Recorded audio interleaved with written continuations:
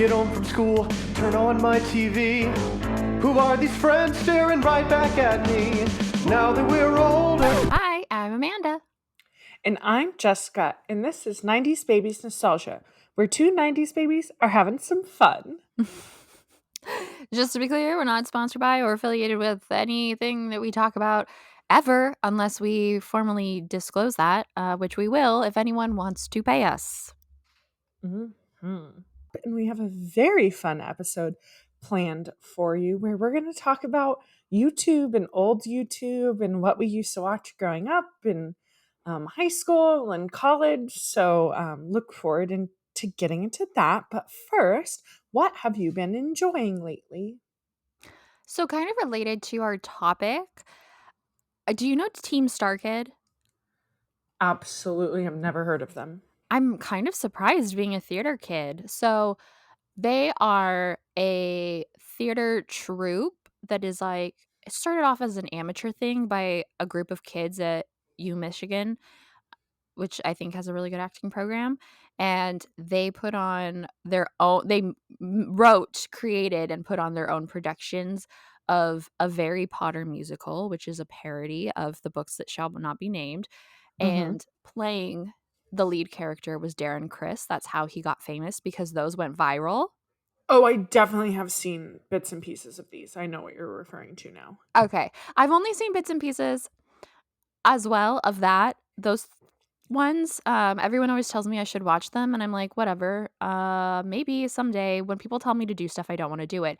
However, Team Star Kid still comes out with musicals every few years. They are based in LA now.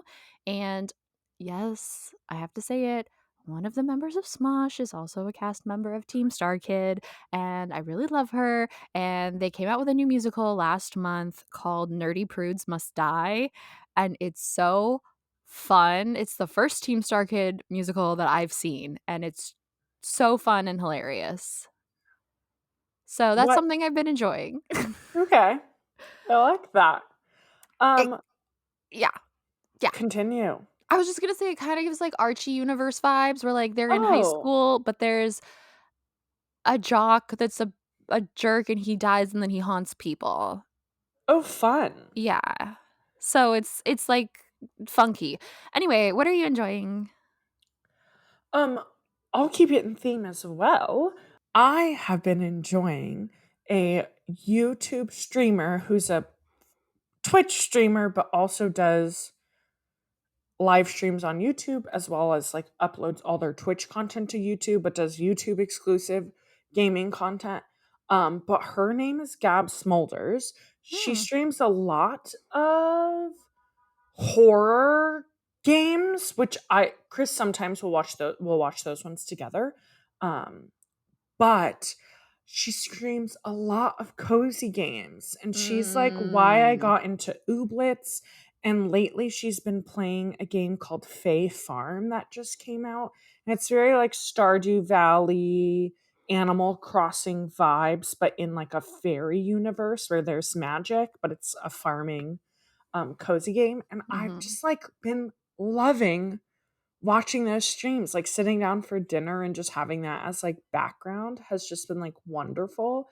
And she's like, some streamers are like really over the top or slightly obnoxious, but she's just like very chill, collected energy, and I really appreciate it.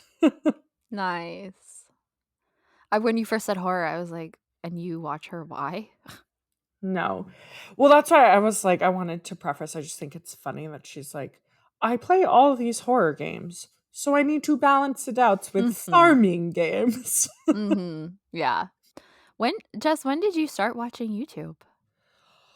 Oh, I don't know an exact year, but I definitely was one of the earlier people who really got into YouTube. But I would say I was watching YouTube pretty consistently early on in high school. So, like sophomore, junior year, so 2010, 2011.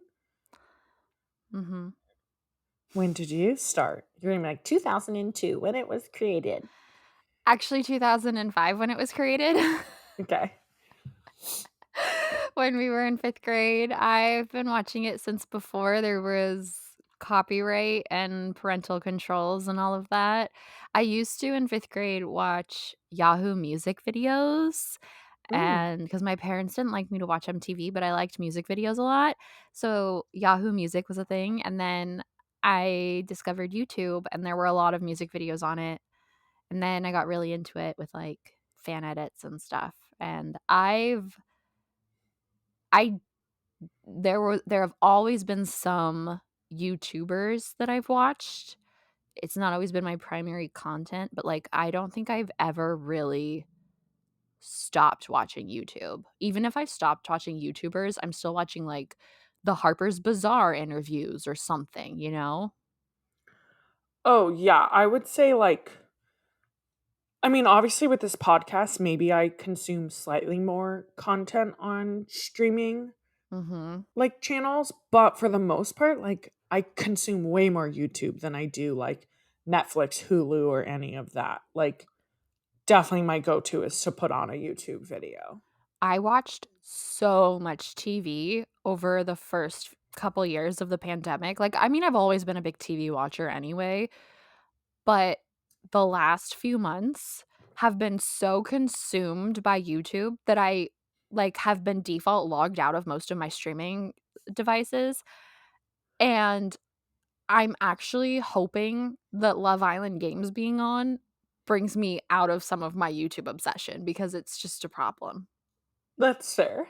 What kind of content did you like? I felt like I liked variety. Like, I liked a lot of like comedy skit type people.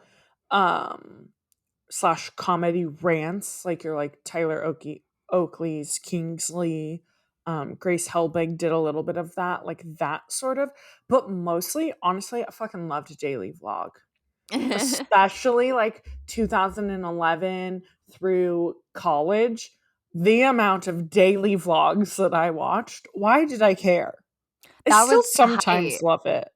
That Yeah, was the height of daily vlogging, I feel like, 2010 to 17. totally. Everyone was doing Vlogmas, but the question is, why did we care? I think because you're seriously asking me, right? Uh-huh. Um, I think it's because when you see people on TV, even if it's in interviews and stuff, you feel so far removed from those people that even if they're talking about their daily life, it feels like so far removed from your reality. Like you're like, we are living on different planes. But Mhm. YouTube and daily vlogging, especially when it first started, not what it like evolved into in the later like 2017 things like that, but when it first started, it really felt like, oh, this is a seemingly normal life. Like, yes, this is this person's job, but they're not doing anything so extreme or they're like, you know, Zoella, like, come with me and all my friends to the like haunted mazes during Halloween. You know, like it just felt like you're like, oh, this is what me and my friends do. Like I'm watching someone else do this. So I feel like that's why it was like all consuming because it felt more relatable. So do you think it's like the parasocial relationships and that sort of like desire for human connection? Because we have friends, but you're like in your downtime wanting to catch up with your virtual friends who aren't really your friends, who don't know about you at all. Yeah. Yeah. I think that is what it is. I also think it's just like fun and it doesn't take a lot of brain space. So it's something Mm, where it's like if you're getting ready in the morning, unlike a sitcom or something that has an evolving plot line that you need to pay attention to, you can put it on while you're cleaning or doing the mhm. dishes or putting on your makeup. And it's like you have a friend there that you're doing this thing with. But like if you walk away for 2 minutes, you're not going to feel the need to like rewind and see what happened. Yeah, it's definitely cozy vibes. Yeah. I also wrote on here Vlogmas, which we Briefly kind of mentioned. mentioned. My favorite, and still to this day, I will watch her Vlogmas, is Zoella. Does she still do Vlogmas? So they skipped the year that Audie was born, which I Mhm. think was 2 years ago, but they Mhm. did it last year. Mm. And her and Alfie did a combined one, and so she filmed all of them and Alfie edited it, and that was the only way they were able to do it, obviously, because they had the baby. I'm curious because now she's pregnant with number 2, what they'll do this Mhm. year, but her Vlogmas is just fucking unmatched. Why? It's so cozy and comfortable, and she just, like, bakes, and the way she decorates her house, it just feels like you're living in a Christmas film. Like, it is so cute and comfy and cozy. Her house is so nice. Yeah. Obsessed. What type of content did you watch? I watched a lot of content. Like I said, I was big on the music videos. I was also big on fan videos, fan edits. Oh. In middle school, I watched a few YouTubers, but I mostly watched and then started making fan edits while in middle school. So, it was especially of the series that shall not be named, like, it would be like a song with clips from the films mashed together to the beat and the lyrics, like, Okay. focusing on certain aspects of it. And I started making them for like the Hunger Games. I did make them for a band that I'm not going to name because I will die of embarrassment, but we can discuss offline. Okay. Um, and I watched a lot of them. Yeah, because it was like I was big into fandom in middle school. I read fan fiction, and that was like an extension of it for me. And I actually wanted to be a film producer as far as going into college, and like still would make videos like that. Like I just loved like combining song to video in some way. I don't know why. I don't do that anymore.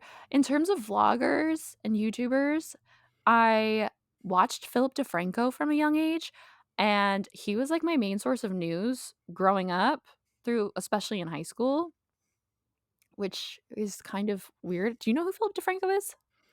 I'm aware. I never watched his content. Okay, he's one of the OG YouTubers. Yeah. But he's always been covering news. And I did watch Shane Dawson, and yeah, I liked some of those, like, comedy bits like you were talking about, like Grace and Mamrie and Hannah Hart. Um, yeah, this kinda goes into, like we have a whole list, guys. We've made long ass lists of all of the YouTubers that we used to watch that were our Yeah. favorites. Yeah. And we just, like, also wanted to highlight, like, some of the big trends that happened. Mhm. Like the cinnamon challenge, which is crazy to think about. When you wrote that down, I was like, I felt like I blacked out that part of YouTube from my brain, and then you writing it, I'm like, "Oh my god, literally every YouTuber that existed on the platform at that time did a cinnamon challenge video." And for some reason, we watched them do it. I also blacked that out until I came across Glozell on TikTok recently, because that's where her platform primarily is now, Mm, and she's the most famous cinnamon challenge ever. mhm. Yeah. You also wrote, like, the newlywed boyfriend challenge, which I loved those Or videos. tag, they would call them. We would often call it a Yeah. boyfriend tag. Yeah. Yeah, Um just to, like, who knows me best. This also was the era of, like, collabs, like, where now I feel like YouTubers are kind of, for the most part, solo, like, their channel is them, and maybe they'll have, like, friends that are in the videos, but it's not really about bringing people on. But there was a period where, like, if the video was not a collab, it would not be getting views. And when you say, "Who does Vlogmas like Zoella?" Who did collabs like Tyler Oakley? For Absolutely sure. no one. Like, Yep. I had to research to make sure I did not fever dream that he had a whole month of collabs, and surely he did. Like, I had to literally look it up in multiple places because I couldn't find a clear answer immediately, but he did August every year for Yeah. years, where he put out 20 collab videos in a month. 20. Crazy. And Yeah, it was a weird time. Like we had like the Brick Crew, is that what they were called? That were like Zoe and Alfie and Marcus and Naomi and Tanya and Mhm. Jim, that were all friends together, and Louise was kind of in that. And then we have like Dan and Phil together, and like Tyler was the LA group with like Grace and Hannah and Mamrie, and also Troy Sivan was around when he would like fly in from Australia and film a bunch of collabs. Yep. It was so, I feel like there was definitely this vibe of like building up this sort of YouTube space together and sort of siphoning off um subscribers from each other to build this community. But then it also, I think the reason why it's not so popular now is because it did feel kind of artificial, and for some people it was, you know? Yeah. And I know like Tyler's spoken out now of like, just because I made videos with someone doesn't mean I actually knew them that well. Totally. I think that's why now, if you do see people that have people in their videos, it tends to be like that's in that person's close friend circle, which is why the person is showing up in their video. But this whole like concept of collab doesn't really, it's not as popular as it once was. But it did breed as far as like breed. I don't know why that's the word I went with. It did evolve as far as like the houses, which did continue a trend. Cause like I remember O2L was one of the first channels. Did you know O2L? No. That's where Connor Francis started. Oh. And that had Ricky Dillon, and they were known as Trevor Moran. Now it's Trevi Moran because she came out as trans. Mm. Um, and a couple other people I don't remember. Oh, I can see their faces, but I don't know their names. But they all like had a channel where like each one had like a designated day, and also they lived together and made videos together in addition to their own channels. And then there was like the vlog squad later, and then there's like the TikToker houses, and like this whole thing has That's evolved.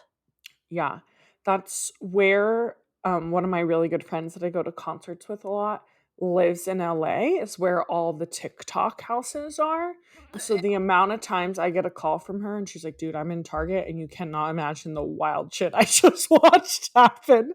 And it is very annoying and frustrating. There are many times that she's like, oh, this is just like, it's just annoying to watch people behaving that way and like in public, you know? But it is entertaining. I need you to start telling me those stories. Okay, I will pass them along. Sometimes they get videos. I will also share. Thank you.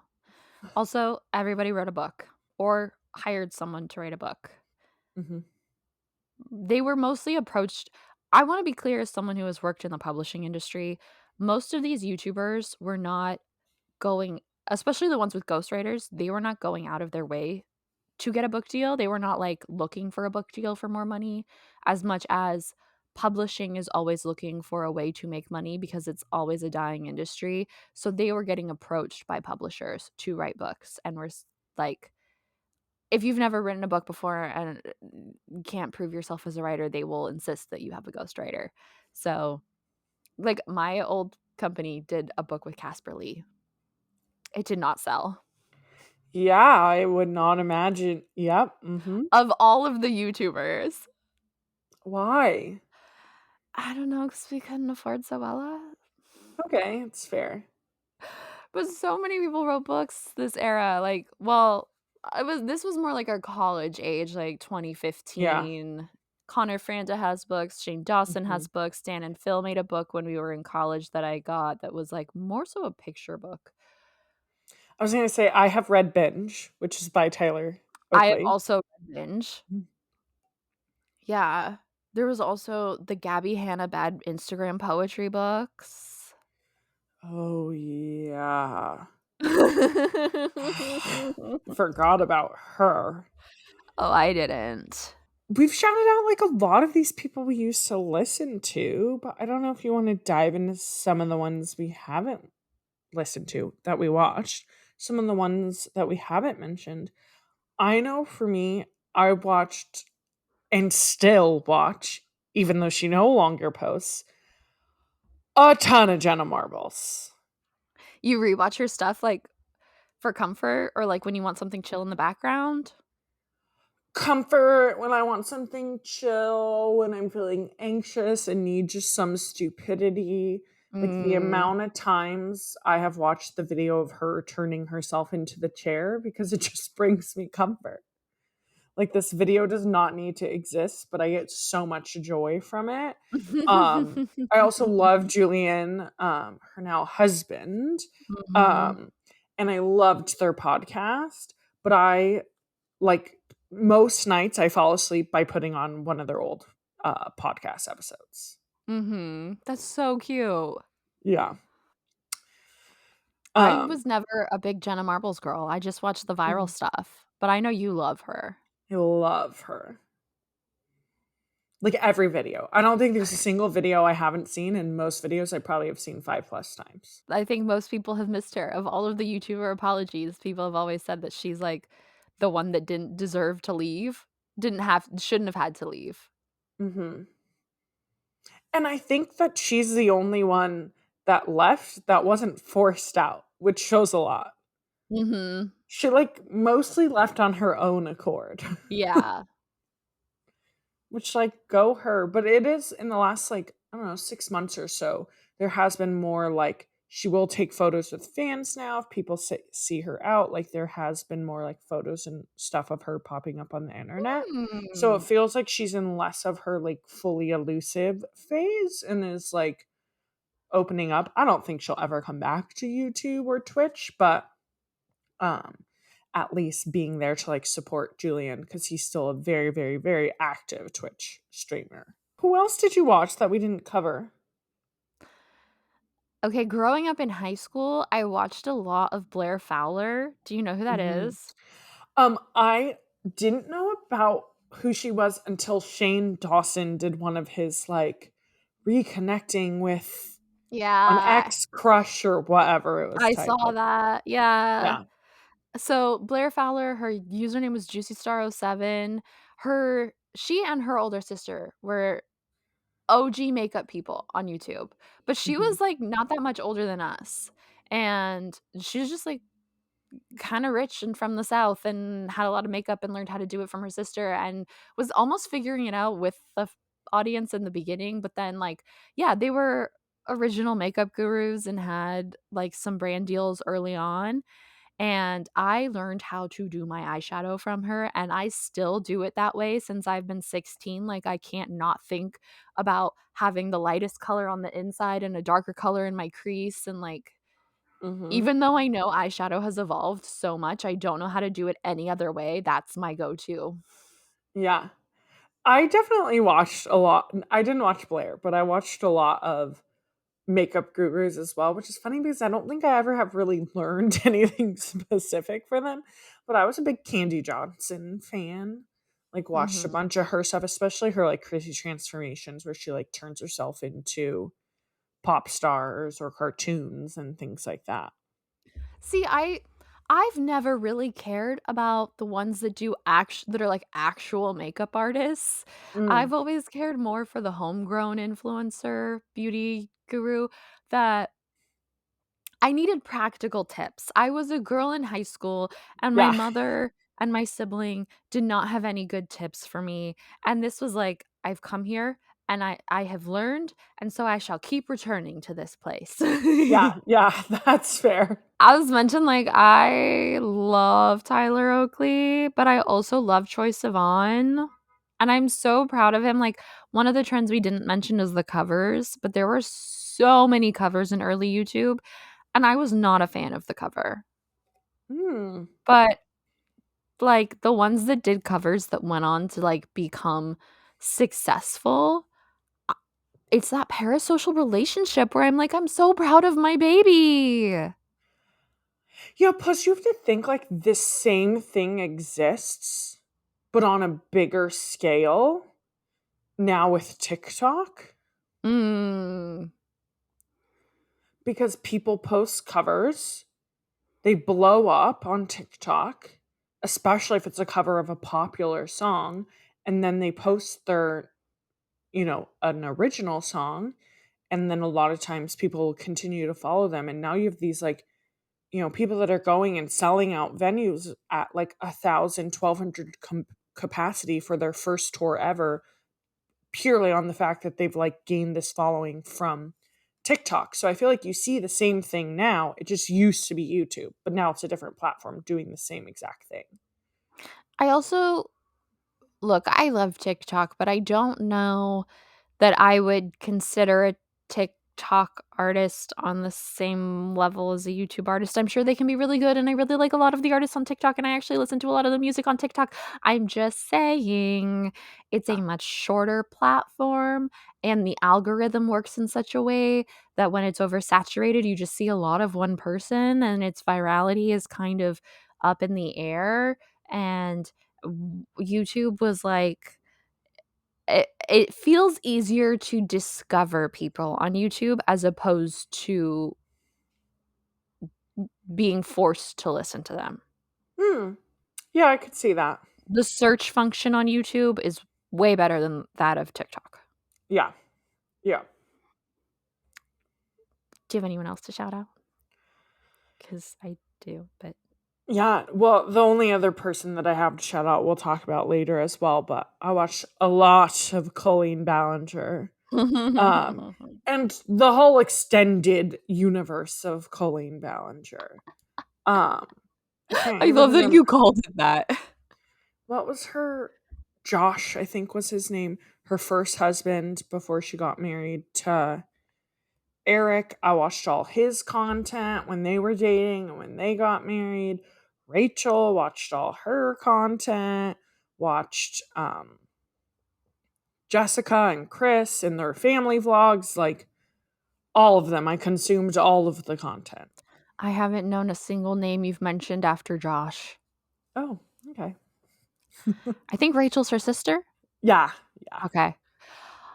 I was, as mentioned, into the Brit crew, but I even more so was into the like alternative Brit crew. Okay.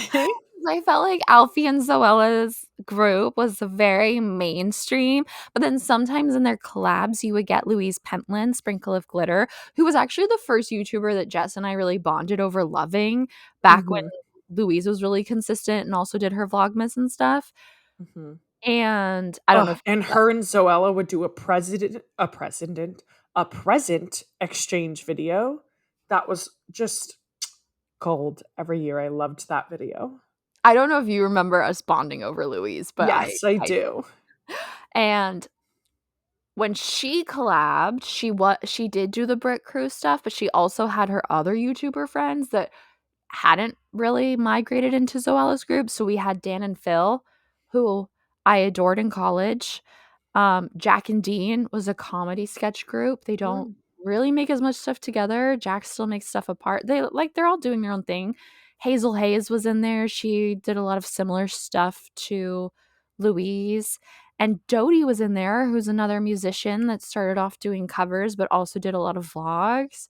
And they were all friends and did stuff together. And a lot of them are still friends. And I really enjoyed their content. Like, I think I watched them more consistently than the actual Brit Crew. And maybe more consistently than Grace and Mamrie. I watched Grace really consistently when she was on My Damn Channel, which was probably before you were watching her. No, I watched her on My Damn Channel, but towards the end. But I did. Okay. And then I felt like after they started This Might Get Weird and going on tours and stuff, there started to be a lot more content that I wasn't as interested in. I still love them. But I wasn't watching as much. Fair. I watched all of them. They have some just the one St. Patrick's video where I think it's either Mamrie does it or Hannah does it. I forget which one. But they have the green, like, foil shiny wigs. I know what you're talking about. And Hannah goes to cut the, like, oh, she cuts her real hair. But cuts Mamrie's real bangs.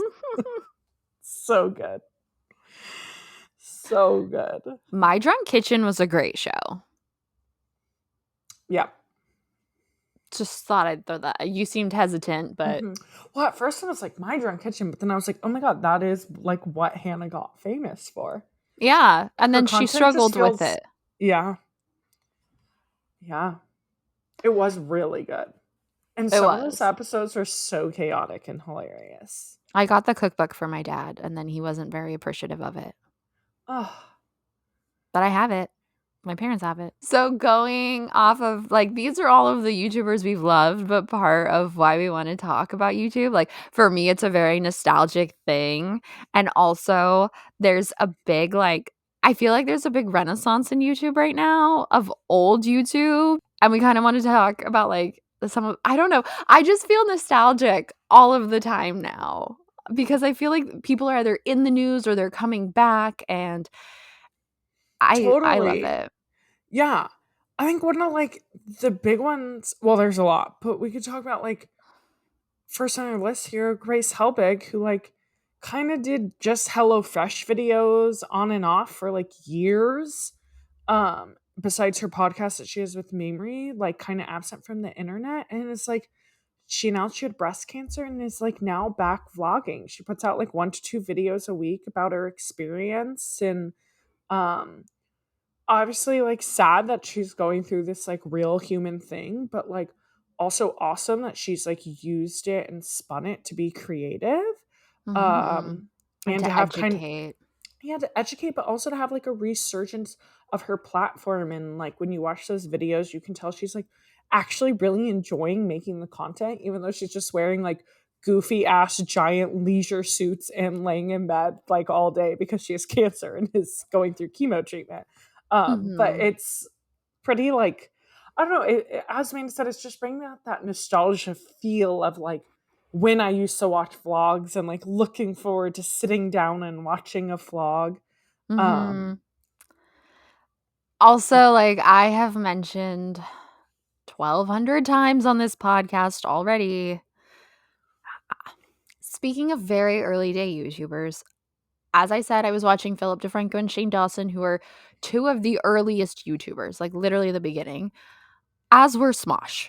Smosh started before YouTube. Smosh started on their own website that they made. And then their stuff was getting reposted to YouTube. So they were like, we should just put our own stuff on YouTube then because we're paying to have it on our website. My friends liked Smosh. One of my friends, I did not. I was like, this is weird boy humor and it's not that funny. But now that Anthony, because I love YouTube so much that even when I don't care about the YouTuber, I care enough to like be tangentially following what they're talking about or like what's happening with them. So I was very aware of Anthony leaving Smosh in mm, 2017 and how big of a deal it was.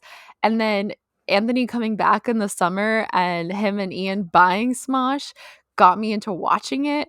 And their content is so good. Like, this is my comfort now. This is why I'm addicted and why I'm hoping Love Island will take me out of it, because literally all I do now, guys, is watch Smosh content, and there's so much of it, and I've gotten to the point where I'm rewatching videos.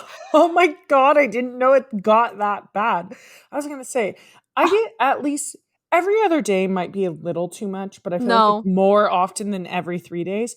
I get a lengthy text about some sort of Smosh content of some sort that Amanda's consuming that she needs to talk about. And you know what? I do enjoy those texts, especially the one about the crazy like chess thing that made me die. I was like, I actually might need to go watch that video because it sounds wild. The the cool thing about it is that over the iterations before Anthony left, they added some cast for their sketches, and they had a second channel where they would do some improv stuff, and then a games channel. And then Anthony left, and like it became more about those cast members, and Ian had to sort of integrate in with them as opposed to being off on his own. And so now, like, yes, a lot of people came back for the Ian and Anthony sketches, but that's like once every other week. And there's a huge dedicated following to the cast that do all of the improvised and games videos. And they put out a video a day between all of their different channels, like their podcast, their Wild. improv channel, and their games channel. And it's just so fun because they're all like trained actors. Like I said earlier, one of them's a Star Kid cast member, and a couple of them were on Disney Channel on So Random. And like a lot of them have their own comedy shows in LA. So they're all doing their own thing. And they're also playing games and being silly little beans. I And I just really enjoy love it. that. Yeah. And so, yes, I send messages to Jessica where I say, today is your daily Smosh fun fact. Mhm. And I try to only send one a day. Sometimes my response is, I'm confused, I'm not following this context. But most of the time, I love them. Yeah, the one she was talking about is they recently played sniper chess, where there were 2 teams of 2, and one person was the chess player, so they would move a piece, and the other person would move a piece, and then their teammates had Nerf guns, high-powered Nerf guns, and they could try to shoot off their opponent's chess pieces from the table. So funny. It's so stupid, and it came out great. Yeah.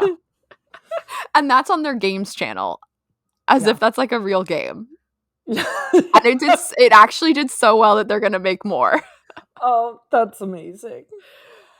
Another nostalgic resurgence for me, speaking of games channels, is Dan and Phil Games came back after a 4 or 5 year hiatus where everyone thought they were dead, and all of a sudden this month they made a video of them at the funeral for the Dan and Phil Games channel, and then their sim character that they were very invested in years ago comes out of the coffin, and they were like, we're back, bitches.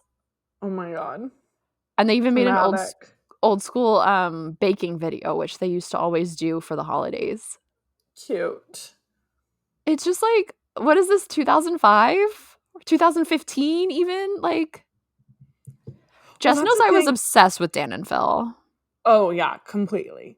I also think it's so nice because it's like, we're talking about obviously like what brings us nostalgia, but it's like most of these people that we've existed, whether we still consume their content, do exist on the internet to some extent. Mm-hmm. And so it's like you can still continue to like live in that, which is like so fun. Like you don't have to separate and be like, oh, no longer. Like you get to go back to things where you're like, oh, this is why I loved this content so much 10 years ago. Yeah, and I think there's this thing with our generation between the internet and the late stage capitalism and the high population. There's so much content to be made, and there's been such a quick turnaround in trends and popularity that like each generation has a completely different group of YouTubers that they watched. Like if you were born 5 years before or after us, there you have a completely different group that you watched. Well, 5 years before us, you didn't watch YouTube, and 5 years after us, you watched a totally different group of people. Yeah. So I just feel like things have changed so rapidly that between like series revivals and new sequels coming out and now YouTubers coming back, it's almost this like acknowledgement that they didn't need like trends didn't need to fade so quickly, and we liked these things for a reason, you know? Yeah, yeah. It's nice. Um, did you watch Joey Graceffa? I was aware of him. Same. He was I one did of the not. first gay ones. That's mostly what I was aware of. Hmm. Did you know of his series Escape the Night? I'm also aware of it. I've never watched it, but I know he like brings on other popular YouTubers, and it's kind of like murder mystery slash escape room. Yeah, I know he's had like Tyler Oakley, Colleen Ballinger, Gabby Hanna infamously was very difficult. Um, Liza Koshy, various people. And he did a couple seasons as a YouTube premium show, and then when that ended, or YouTube Red, one of those, Yeah. when YouTube was like funneling money into YouTubers for original content, which they also tried to do with Dan and Phil, and then didn't accept anything that Dan wrote, which is a big part of why he left for so long. But Mm. anyway, they when that ended, he got the rights back, and people have liked it so much that this week, as of recording this, he announced that he launched an Indiegogo to make an Escape the Night movie. Huh, interesting. Yeah. Very interesting. He made a little teaser trailer and said this is going to be a thing, which is kind of cool. Yeah, very cool. And on the flip side of this YouTube renaissance, we've also had a resurgence in those old names dragging themselves through the mud. Mm-hmm. I mean, I don't know how much we want to get into this, but like big ones recently, if you were a YouTube person, you know the Colleen Ballinger controversies around grooming. They came up a couple years ago, had a resurgence this year. And I do have to say, I hate this term, but like she basically canceled herself. I think it was great that everything was brought to light and people were taking it seriously this time around compared to when it was brought up. But everyone was taking it seriously besides for her. Yep. What you do not do in an apology video is sing a song. And what you absolutely don't do in an apology video is play ukulele while singing said song. And I'm sure I would hope people have seen her ukulele apology video. But it just, we say goodbye to Colleen Ballinger. I consumed her content very shortly up until the point that all this happened. And then I was like, I am not consuming this content anymore. Do not want to support this person. But just fucking say sorry. That's the big thing with all these people. Yeah. I mean it. I've Yeah. seen both Try Guys and Smosh make multiple ukulele video or ukulele jokes. Yeah. But my question for you, because you watched her so religiously, is how does it feel to have like that parasocial relationship for years and then find out that this person wasn't who you thought they were? So I think part of me can separate and realize like why I consume their content. And I do think a lot of like what she included in her content is really great, whether she was that person or not. Like she did include a lot of body positivity, which we then learned that there was fat shaming and body shaming. But at least in what she was showing to the public, like I do think, like, yes, it sucks that she's not fully that person, but I still think it's good that that message is getting out there. When her sister came out, she was super, super supportive. She always has been very supportive. Her best friend Corey's gay, and she's very vocal about like what's going on in like the LGBTQ community, and spoke a lot, and raised money towards when all of like the drag bans and stuff were happening in Tennessee. So I think there are a lot of like good things that she did, but I also can recognize if someone cannot apologize for the bad things that they did, then I don't want to continue to provide dollars and spend my time on that person. So I would say like at first I was a little like, are you kidding me? But then I started to really just enjoy the drama of her dragging herself. Was it weird? Like, did you have any sort of reflex of like, oh, I could put on a Colleen video and then be like, wait, no, I can't? No. Okay. Because once it all came out, I immediately unfollowed. And the only reason I checked in the first like month was I was like, is an apology video coming out? And it did. Yeah. My closest to canceled that I cared about was Shane Dawson. I did watch him from the beginning. I didn't watch everything. I wasn't religious about it. I mostly got into him after his skits. Like, I watched some of the skits, but then I mostly got into when it was more like vlogs and collabs, and not as much the conspiracy theories, a little bit, but it was like, I think I stopped watching him shortly before he started getting big again from that, because I feel like he's had like multiple waves of his career, Mm-hmm. but obviously he did blackface and used slurs in his early videos, and he's apologized and then made excuses, and there were some other things about making sexual comments about Willow Smith and some other things when she was like a minor. So, in general, another person who's kind of canceled themselves. Mm-hmm. And I haven't watched his stuff in years. But I did Mm-hmm. check the other day and I'm still subscribed because I have not paid attention to my YouTube subscriptions in a decade. Like Oh. I'm not subscribed to any of the Smosh channels. I just watch all of their content. Oh my god. But the algorithm doesn't need me to be subscribed to recommend it. Yeah. But I do think it's really interesting that Shane Dawson and then another person that's been repeatedly canceled, Jeffree Star, are always like so close. Yeah, I mean, tells you a lot about person, right? People they keep around. Uh-huh. Did you watch Jeffree Star? I didn't watch him like early days. I don't know when early days were for him, but I got really into him like 2016, 2017, 2018 Mm-hmm.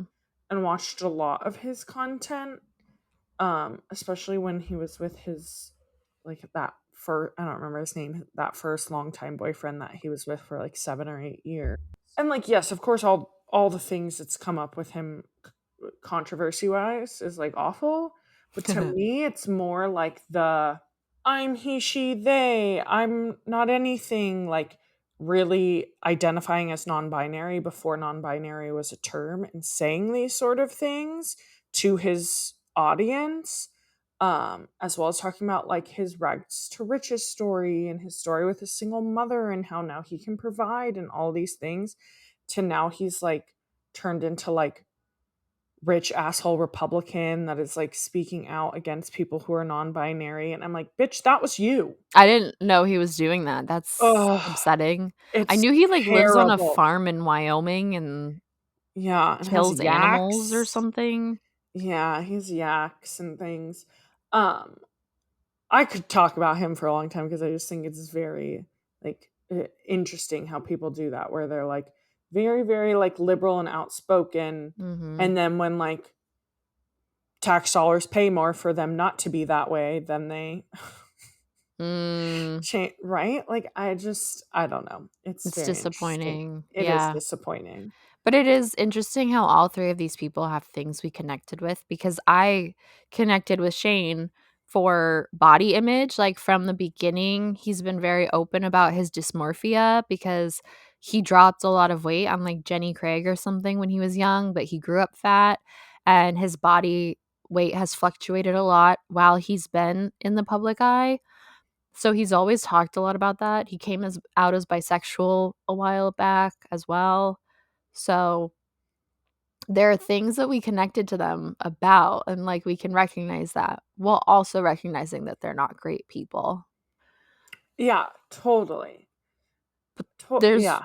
there's one early Shane Dawson quote that always will stick in my head as a core memory, which is that fat is not a body type, it's a personality type.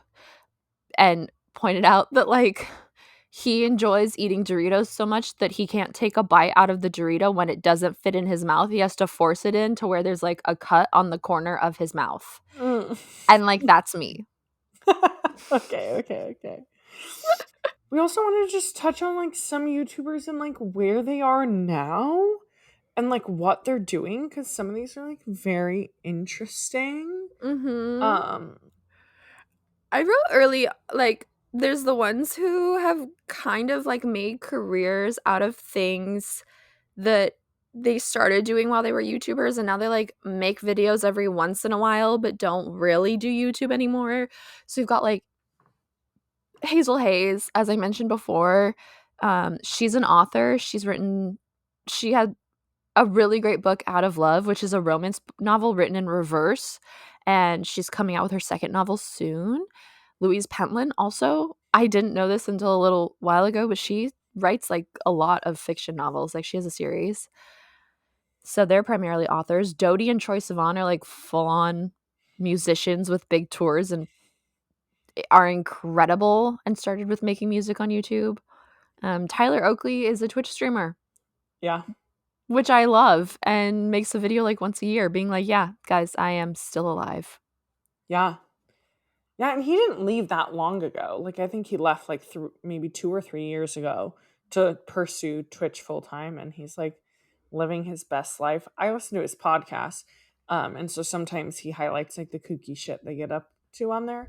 I watch a lot, like as I mentioned, I watch a lot of streams that are Mhm. then edited and posted to YouTube because I like the more condensed, show me all the highlights, Mm. less of like watching full Twitch content. But it does seem like they do some fun things. They did Mhm. a rank video where they ranked all of the August videos. Yeah, I know sometimes he does throwbacks and, like, just silly stuff. Yeah. Also, we mentioned Blair Fowler, and I swear somewhere in my brain she's like a fucking architect or an interior designer now, I swear. I love that you wrote that, being the person that doesn't know much about her. I don't know what she's doing now either. I'm pretty sure she like returned to YouTube, said Mhm. she was moving, Mhm. then said she was going back to school, Mhm. went back to school, and it's either for interior design or architecture. But now she Mm. works for a company doing that. I don't know what she does. I watch her update videos when she posts them. I know all of the first things were correct, like, she did go back to school. I also wouldn't be surprised if she was doing something like architecture or interior design. Her and her sister always cared a lot about interior design, but she's also always been very smart. Like, I think she's one of those kids that was, like, ahead in their schooling Mm, grades and, like, didn't go to college because of her YouTube career, but was also studying to be a pilot when she was a teenager. So, mhm. like, not as a career, just because she could. Yeah. So, yeah. But she's not on YouTube. She does occasionally post updates, like, once every couple of years. Mhm. Marcus Butler is a fucking model, which I kind of think is hilarious. Like, I'm sorry, but he lives in Germany with his German model girlfriend, Love that for him. Jenna Marbles, as we mentioned, just living her best life off the grid. I wrote Alfie and Zoe are mostly off, and Jess took offense to this. It's not true.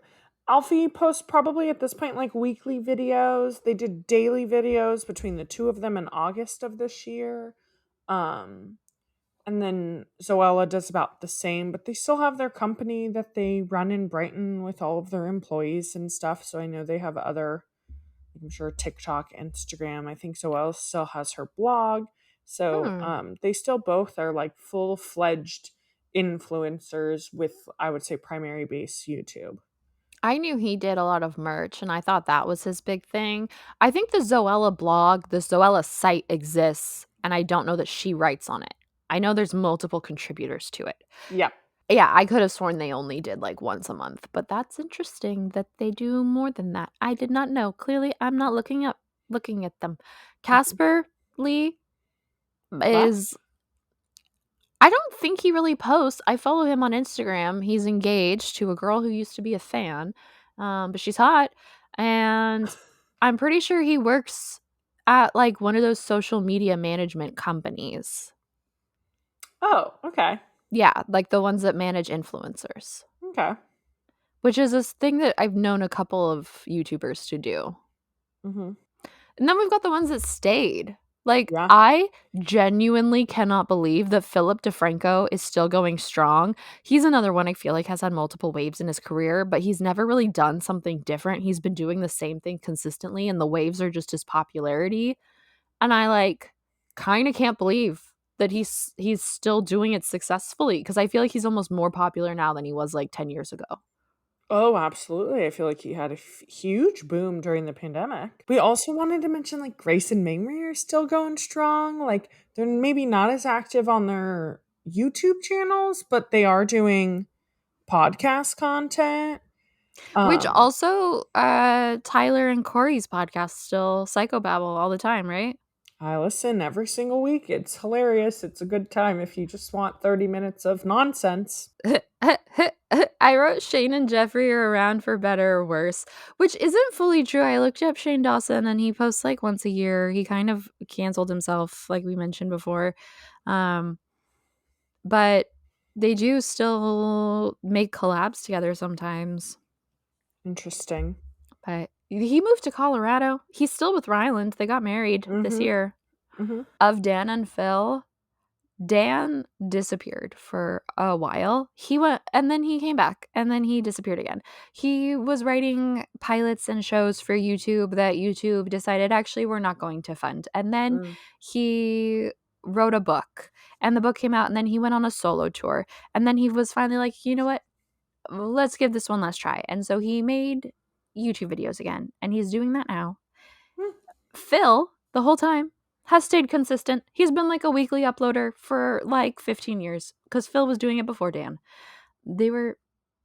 Dan was a fan when he became friends with Phil. I know way too much about their lore, but yeah, they've stuck around, which I think is cool. Now Yeah. yeah. Yeah, we see Julian came back. I'd say he goes back and forth. He'll go like 4 months without posting a video and then post videos consistently for a few months. Um, his second channel, which is all his Twitch content, is super active because that's primarily what he does. But I did see he posted a video where he made potato tacos, so I will be watching that later. I feel like the only like current favorite YouTuber that we haven't mentioned, because the rest we kind of covered, like a lot of them are the ones that give us nostalgia feels, which is why we wanted to do this episode for you. But the big one, which we both love and we text about frequently, is Try Guys. I personally did not watch. I discovered them once they broke out on their own. I did not watch them when they were on BuzzFeed, but I did go back and consume all their BuzzFeed content. But they just continue to grow, but bring you the chaos that I need. It's the part of YouTube that I love. I've watched them since like 2016 or 2017. I definitely watched them on BuzzFeed for a little bit before they left. And I agree, their chaos is fantastic. And I really love that they're not afraid to evolve. I feel Yeah, like their big scandal last year really shook them up for the better because totally. to most people, like it wasn't that big of a deal. And their content has or was good before, but it's like now that they get to do whatever they want, I feel like they're less afraid to take risks and they're just truly unhinged. And I love that. And I love how much they're making the company work for them, the way that they've like evolved their roles and Keith can go on his tours and Eugene can do his own thing, but like he's still involved in behind the scenes to an extent. We just don't see it as much, you know? Yeah. And they're like bringing in their friends that we have seen in bits and pieces over the years, but now bringing them in more like highlighting their comedic friends in videos. Um, Mhm. and it just, yeah, it's really beautiful to watch them like grow this company and like evolve it and make it make sense for them now in 2023. And it's just, yeah, it's such a good watch. I think one of the things that I really love about the Try Guys and about Smosh, like I get similar vibes from them of they're primarily people around our age Yeah. being silly, chaotic little people doing whatever they want and not taking themselves too seriously, but in a way that is inoffensive and wholesome.